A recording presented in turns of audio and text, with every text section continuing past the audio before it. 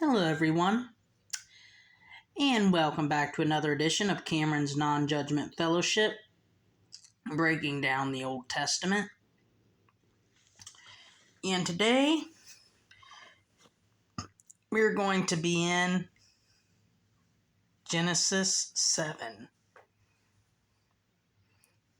Now, today in Genesis 7, you can see the very first time God showed his judgment on the earth.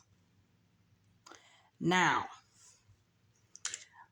I want to be very clear that in this chapter,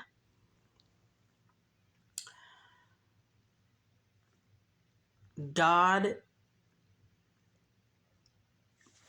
I see here, I saw going through this chapter that God did this not only symbolically, but obviously, he legitimately wiped out the human race. Now, if you think and look into the context of Genesis 7 and of the flood, that was their generation's end time, if that makes sense.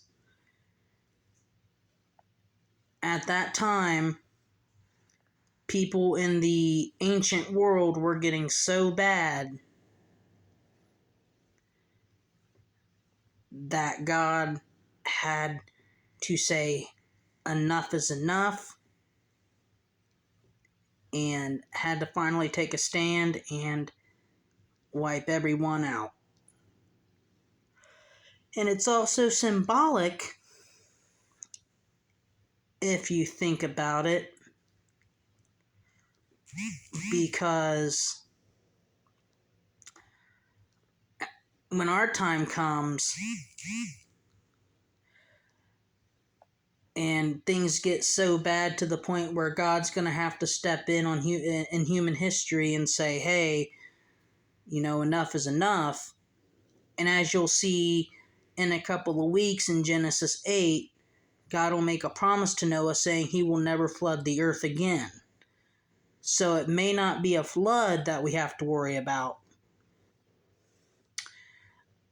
but what happened in their ancient day was symbolic of what is to come someday in our lifetime, when God has to put an end to the evil and suffering that's going on, and to finally bring us who believe in him home. And I just really encourage those of you who don't have a relationship with the Lord to consider investigating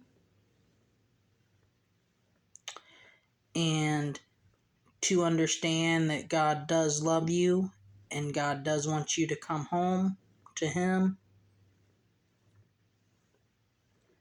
and to live out the Great Commission in Matthew 28,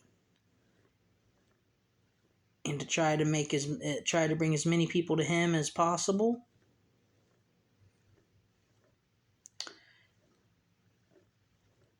And again, and I can't stress this enough,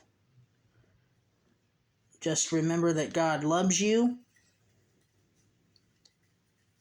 and God has your back and your best interest at heart. Thank you.